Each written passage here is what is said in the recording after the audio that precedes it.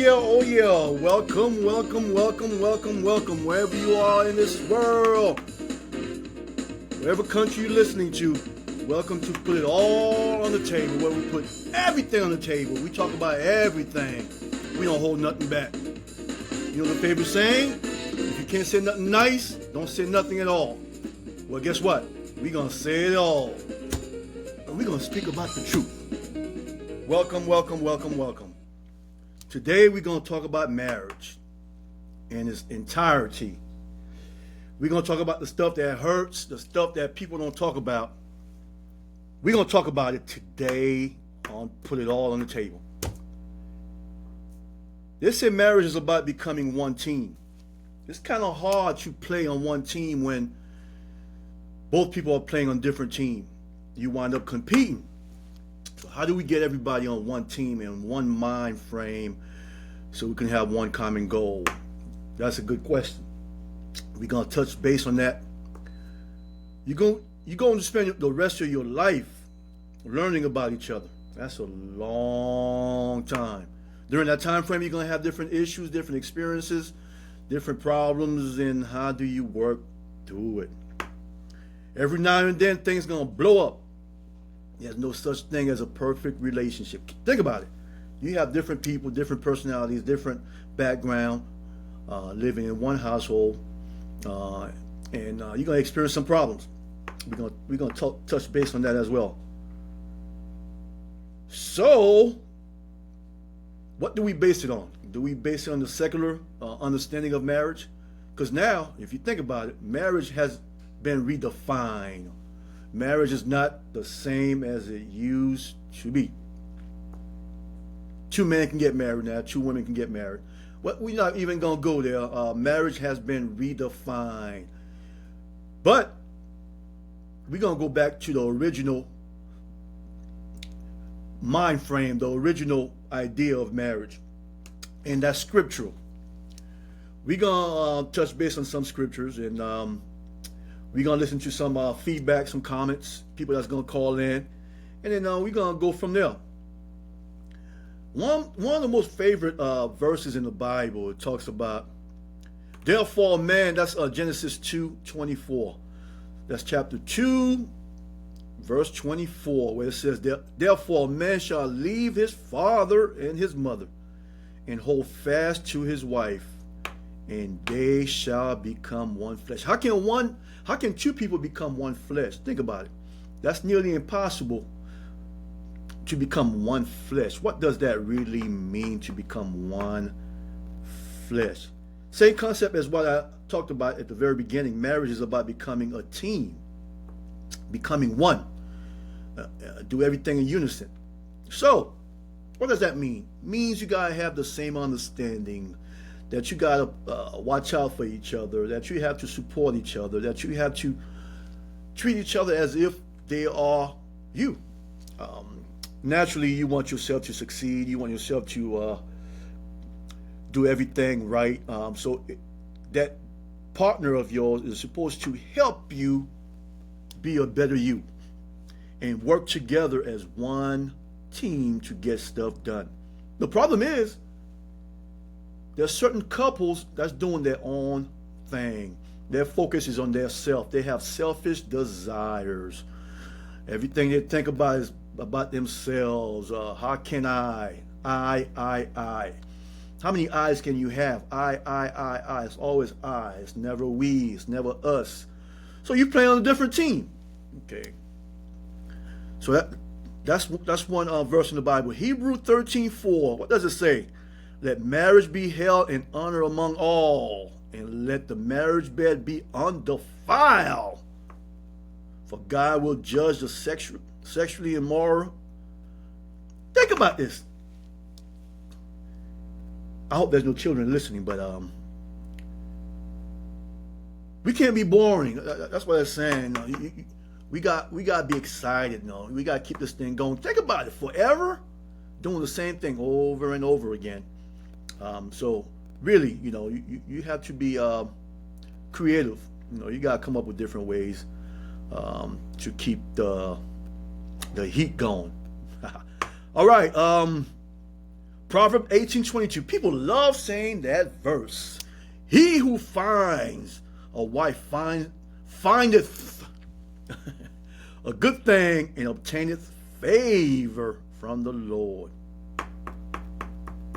He who finds a wife finds a good thing. Let's define what a good thing is. Now, like I said, this is put it all on the table. We're going to talk about everything. Everything? Everything. What is good? Is it what's good in the eye of God or what's good in the eye of your spouse? What is good? What is good to you? Well, it's supposed to be a helpmate. If we go back to how things started, back in the days, it was different. The man would actually have the job, go out there and bring home the bacon, while the woman would stay at home and she would make sure that the house is taken care of. That was the old ways of doing things. Now women works, they have jobs, some of them making way more than a man does.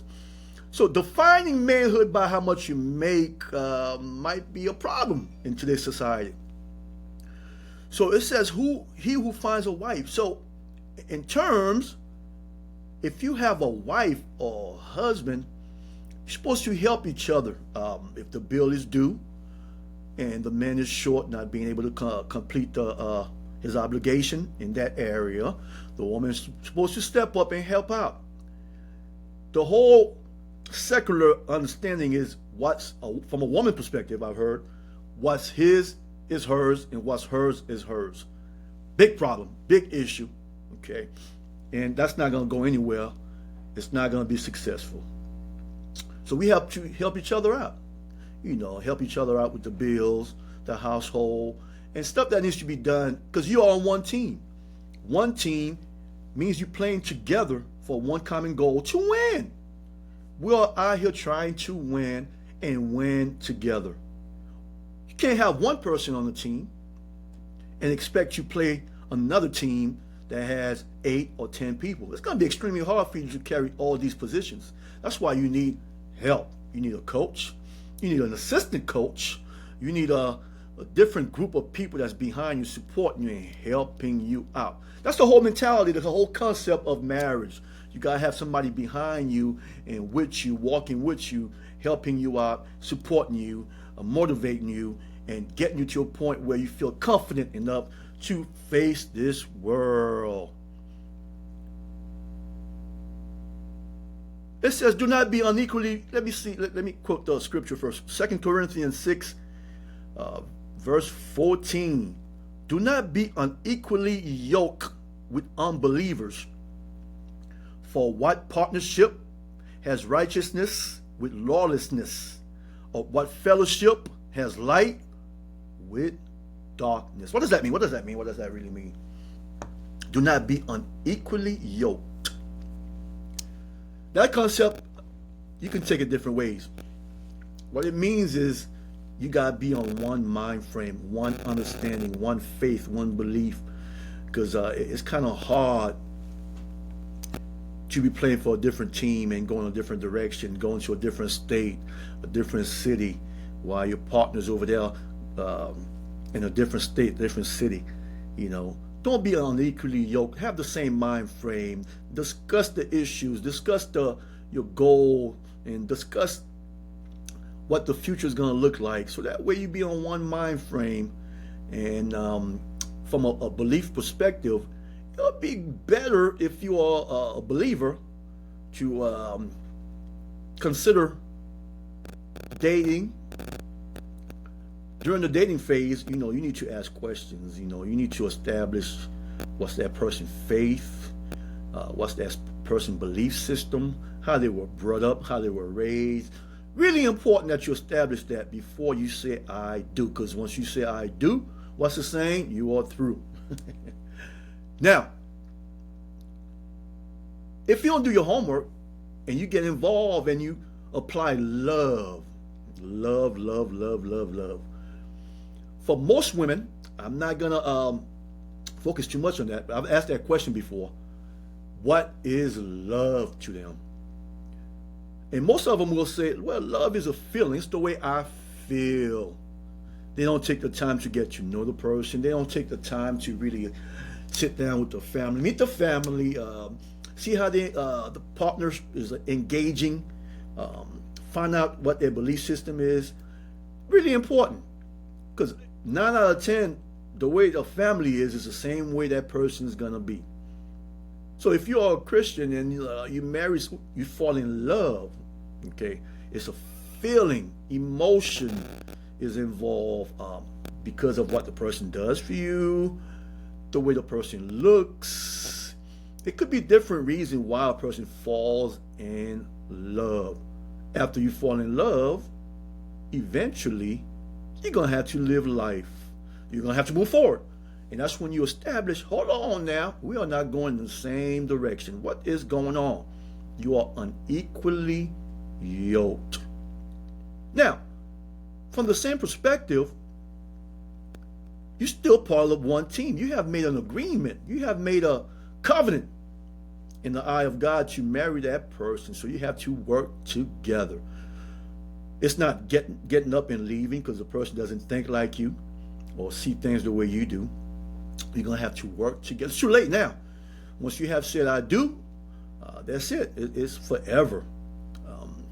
So what do? This person's doing their own thing. This person's going about their business, and you doing your own thing. In the process, you get together once in a while, and this is your relationship. That's what, in my opinion, I believe unequally yoked means. It's not just spiritual. It has some natural meaning to it. Okay, doing your own thing is really extremely dangerous. Of course, you have to establish yourself. You have to work on yourself. You have to do for yourself. Don't get me wrong. That's really important. But if the focus is strictly about you and what you do, it's not going to work out. Because naturally, you doing your thing, other person's going to be doing their thing. And if you're not trying to work together, the more time you spend together, the stronger the relationship get.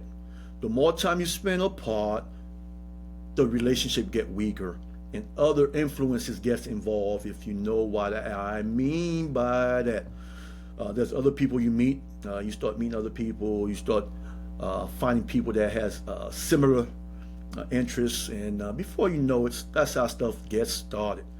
So it's really important that you work together and make stuff work. Pick a project, pick a hobby, something that you do together that's going to help you out. So, marriage is, let's go back to what I said at the opening. It says marriage is about becoming a team of what? A team of one. The two becoming one.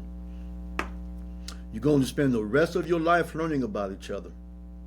And there's stuff you're going to find that you never knew about that person. Person might snore. You never knew the person snored. There's a lot of stuff you will find out in the course of a lifetime. And things changes.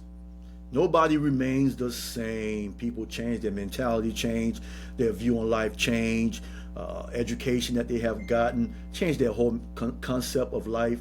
The older you get, you start seeing life differently. Your experiences in life, you start dealing with people differently. And you look at each other, it's like, you are not the same person I met 3 years ago, a year ago, 6 months. In 6 months time frame, a person can change.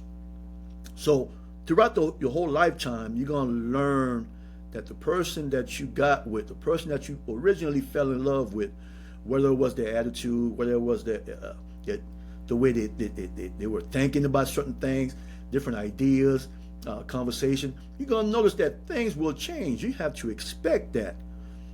The illusion of forever being the same is a misconception. The person will never remain the same. In 10 years time frame, the person is going to be 10 years older. The older you get, you start prioritize what's important to you. So make sure that you welcome that you deal with that you discuss that and move forward from that.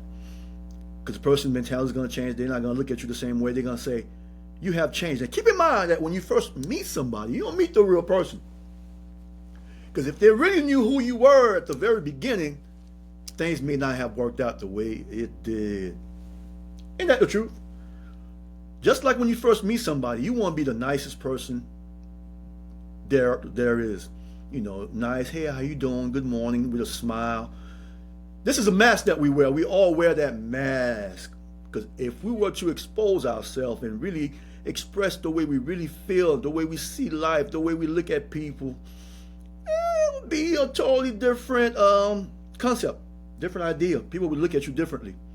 So is marriage. When you first meet somebody, you don't meet the real person. And with times, the person's personality comes out, their true belief system comes out. Life experiences really change that person's way of seeing life and seeing things. And you start saying, you are not the same person that I married.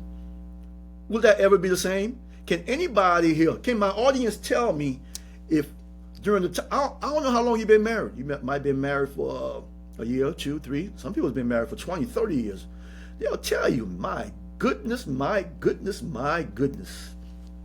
They have had to deal with different personalities, different ways of seeing life, parents passing away, changing their whole concept of life, jobs. A lot of stuff throughout the course of a lifetime can come and change your whole mentality. And you got to deal with that. You know, you got to be able to welcome the change in that person and trying to work through that. Because the person you married will never remain the same. So, this is what I got for you guys today. Next time we're going to talk about different subject. We're going to have a special guest come in and have their point of view.